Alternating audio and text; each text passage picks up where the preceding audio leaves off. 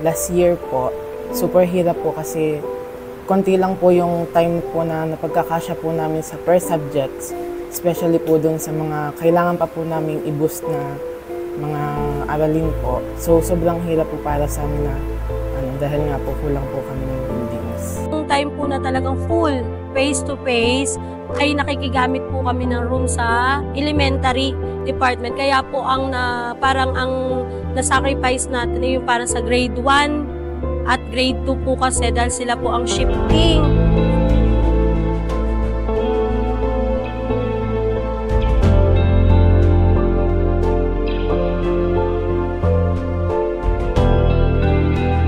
Ang aking mga treatment po ay chemotherapy.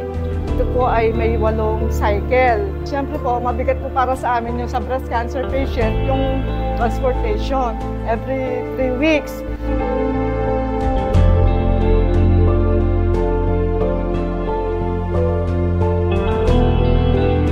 Wala po, wala. Nasa Palangana lang kami. Naglalakad lang po. Naglalakad-lakad po kami.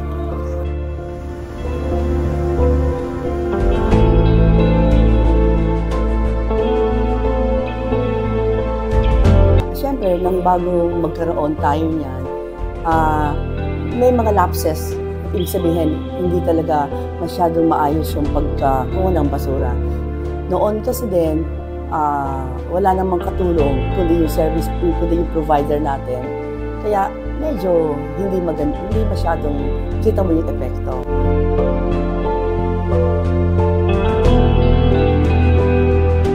Dati po, ang aming samahan ay nung aming binuo, kami nagpupulong sa mga kubo-kubo lamang, sa mga dampa, o sino mang may bahay na medyo malaking espasyo.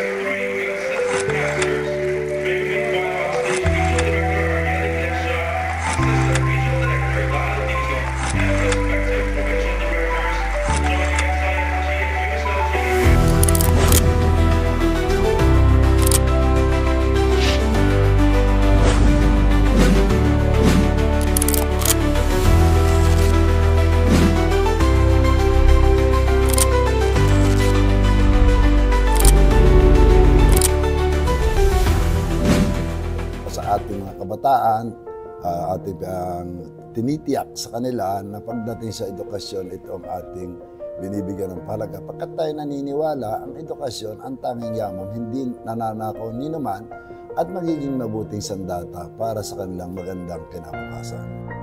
Minsan napapasyal ako sa palengke, ay nakikita ko yung sitwasyon ng palengke sa bayan ng Morong. So yung peace vendor o yung wet section nandun lang sa palibot ng tindahan ng mga karne. So nandun lang sila sa stairs, yung sa pinakang parang bangketa. Sabi ko,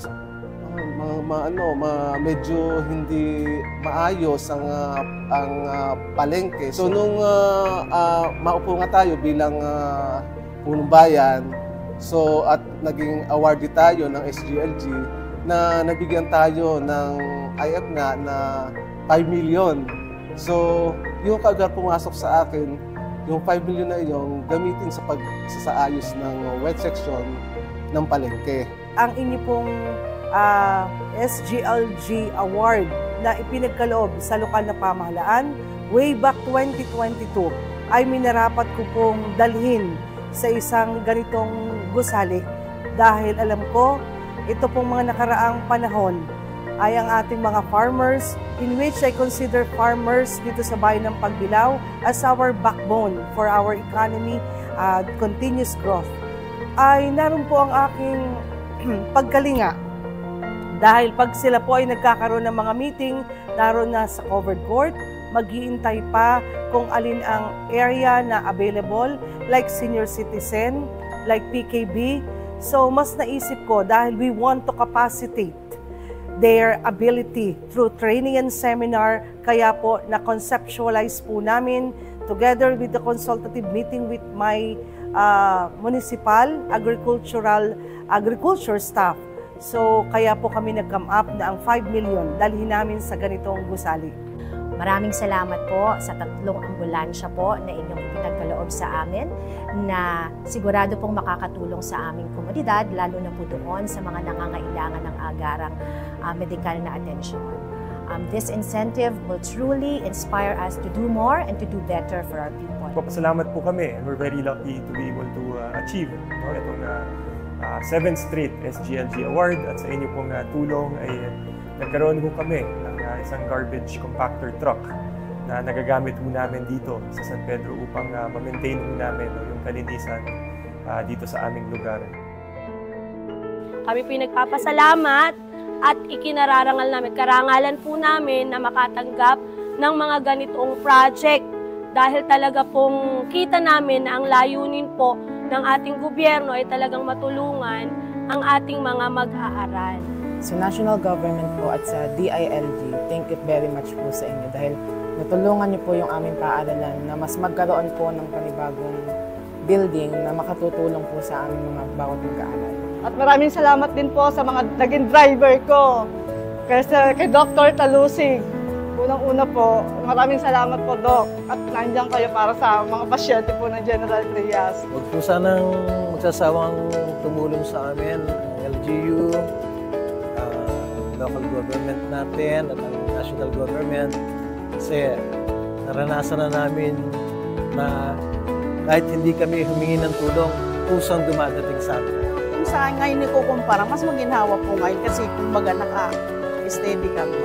Dahil po sa kanila kami nagpapasalamat rin dahil kami napunta na rito. Kumbaga stable na po. Ngayon po sa aming pong samahan ng Coconut Farmers, ako po lubos nagpapasalamat sa ating punong bayan at sa pamahalang lokal at siyempre sa DILG na sila po tumulong pagka magkaroon ng building na ito. Tuwan-tuwa po ang aming mga membro at dahil tuwing magpapatawag ng pagpupulong ang federasyon ay meron tayong lugar na ganitong maganda, aircon pa. Kaya po, maraming salamat sa ating pamahalaang lokal, sa ating punong bayan, at sa ating pong mga taga-DILG.